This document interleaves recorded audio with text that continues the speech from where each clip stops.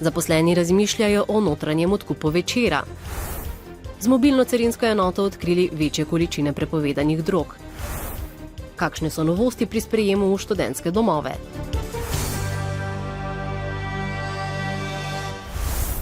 Prodaja največje štajerske časopisne hiše Večer je že dvakrat propadla, zato so se zaposleni odločili, da sami odkupijo približno 78% delež.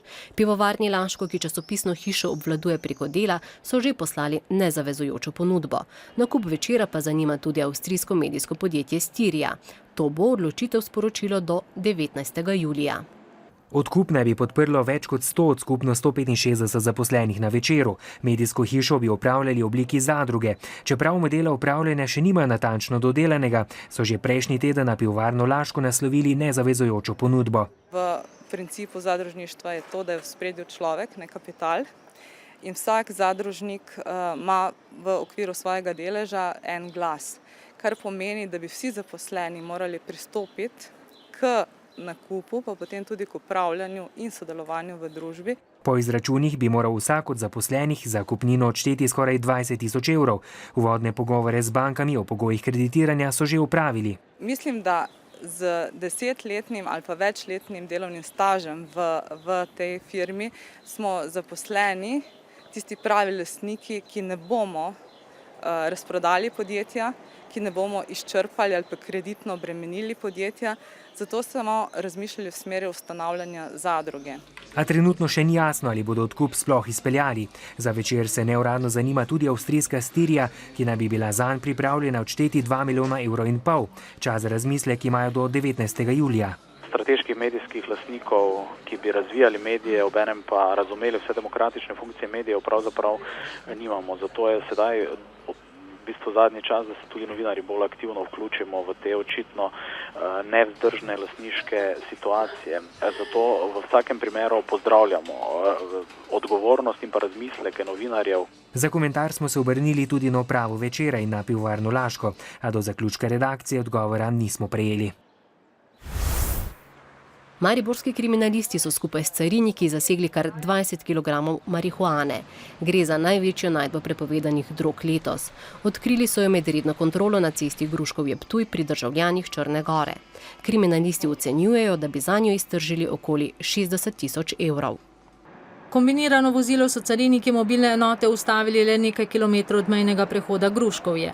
Po rutinskem pregledu so se odločili še za podrobnejši pregled vozila zaradi sumljivega dvojnega dna v potniški kabini. So z uporabo endoskopa malo pogledali v ta prostor in seveda so opazili, da so v tem prostoru neki paketi zaviti v folijo. Prava razsežnost najdbe pa se je pokazala šele po odstranitvi sedežev in notranjih oblog. 20 paketov prepovedane droge, konoplje, skupni bruto teži 22 kg.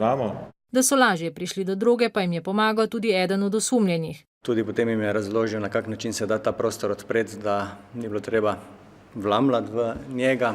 Prav zato, ker cariniki z vstopom Hrvaške v Evropsko unijo ne opravljajo več kontrole na mejnem prehodu, temveč le z mobilnimi enotami, policisti pričakujejo, da se bo promet prepovedanih drog preko našega ozemlja še povečal.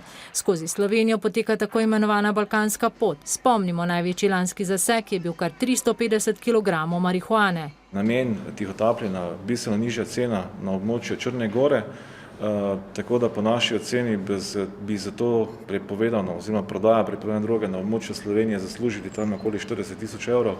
Policisti so vozilo zasegli, za trojico, ki je prevažala prepovedano drogo, pa je bil odrejen pripor. Ministrstvo za kmetijstvo in okolje je na Mariborski fakulteti za kmetijstvo in biosistemske vede ob začetku javne razprave o programu razvoja podeželja pripravilo posvet, na katerem so predstavili prednostne naloge do leta 2020. Velika udeležba kaže na to, da je program razvoja podeželja, za katerega bodo do leta 2020 namenili dobro 1 milijardo evrov, izjemnega pomena in da bo v javni razpravi pomembno tudi skupno odločanje o prednostnih področjih. Program sicer prinaša pomembne spremembe, ki naj bi zagotavljale večjo ciljno naravnanost in usmerjenost v rezultate. Eno od osnovnih prioritet, ki bo tudi program razvoja podeželja zasledoval, je zagotovo področje povečanja samooskrbe pri določenih kmetijskih proizvodih, kjer smo šibki v Sloveniji. poudarek na ustvarjanju delovnih mest na podeželju. Dodatna sredstva bo Ministrstvo za kmetijstvo med letoma 2014 in 2020 zagotovilo tudi za prenos znanja in inovacij v kmetijstvu. Je pomanjkljiv prenos novih znanj, pa premalo inovacij v kmetijski proizvodnji. Tega si želimo več. Želimo več prostora odpreti inovativnim oblikam, tudi svetovanje. Bo vsak projekt, ki ga bo kdorkoli prijavljal, kandidiral za finančna sredstva, vrednotil tudi skozi ta kriterij, koliko prispeva k zmanjšanju negativnih vplivov na klimatske spremembe. Javna razprava o razvoju podeželja bo potekala do 5. avgusta. Rezultati pa bodo javnosti predstavljeni na kmetijsko-živilskem sejmu v Gornji Radgoni konec avgusta. Študentski domovi v Mariboru so začeli zbirati prijave za sprejem in podaljšanje bivanja študentov v študentskih domovih za prihodnje študijsko leto. Novinci bodo lahko elektronsko prijavo, ki so jo uvedli lani, oddali do 12. avgusta. Študenti, ki že bivajo v domovih, pa do 20. Pri tem pa morajo biti pozorni tudi na nekaj novosti. Z novim študijskim letom bodo lahko v študentskih domovih do konca šolanja ostali tudi absolventi, ki so se zdaj iz domov morali izseliti. Se strinjam s tem, ker se mi zdi pomembno, da imajo tudi absolventi možnost bivanja, da se ne rabijo voziti. Nikjer ne bi mogli biti, ali bi mogli doma živeti, ali bi mogli v bistvu si najeti stanovanja, ki so dražja, bolj oddaljena. Zdi se mi, da je to dobra odločitev, saj tudi absolventi rabijo bivanje, pa tudi ugodnosti, kot jih nudijo študentski domovi. V Mariboru tudi ne bo več zasebnikov s subvencijami, tako da bodo morali študenti, ki bodo bivali v zasebnih stanovanjih, plačati polno ceno.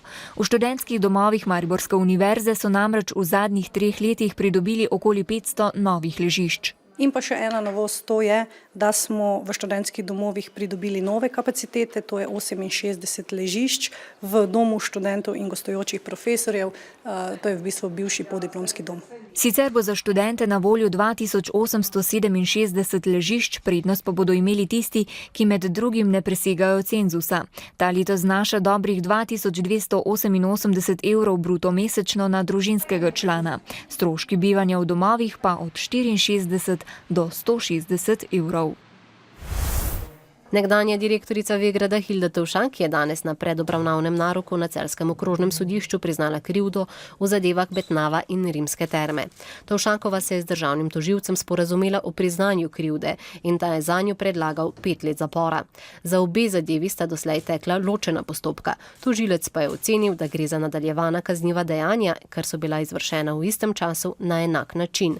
Obtožnici je zato združil v en postopek. Kazen bodo Tovšakovi izrekli jutri zjutraj.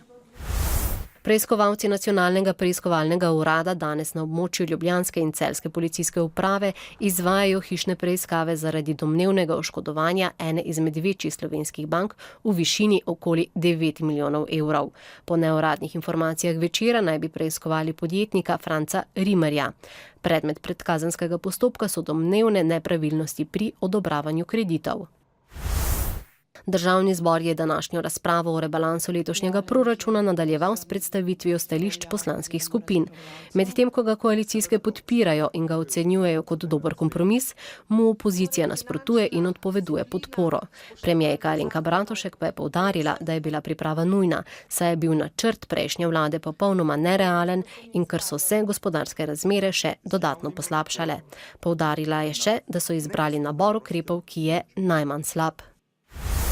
V 11. nadstropju znamenite mariborske Slavije, kjer ima svoj galerijski prostor Umetnostna galerija, so v sklopu razstave Skoraj pomlad 100 let slovenske umetnosti trenutno na ogled dela umetnika Mateja Andraža Vogrinčiča z naslovom Ne vem.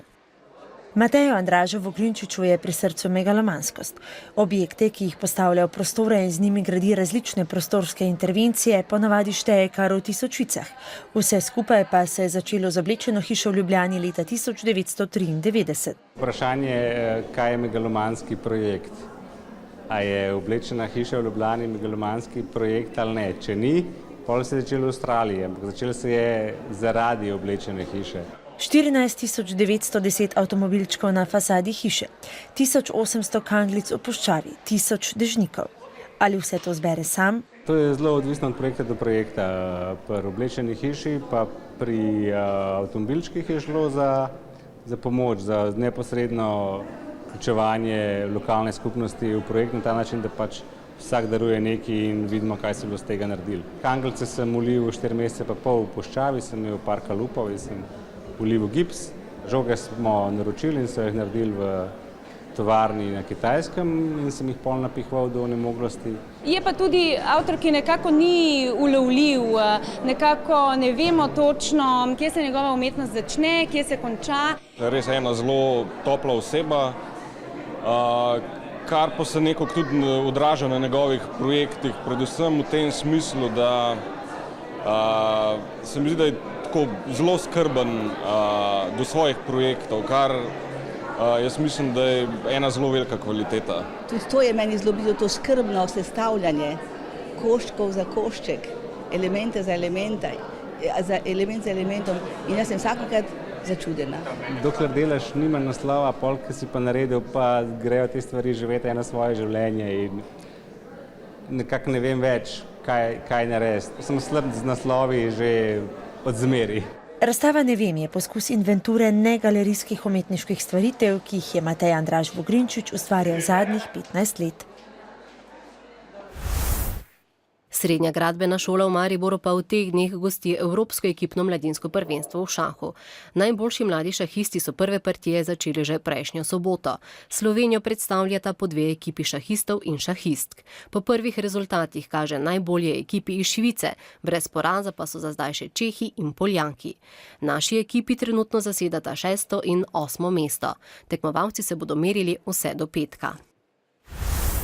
Začasni egiptovski predsednik Adli Mansur je včeraj za premierja, ki bo vodil prehodno vlado, imenoval nekdanjega finančnega ministra Hazima El Beblavija.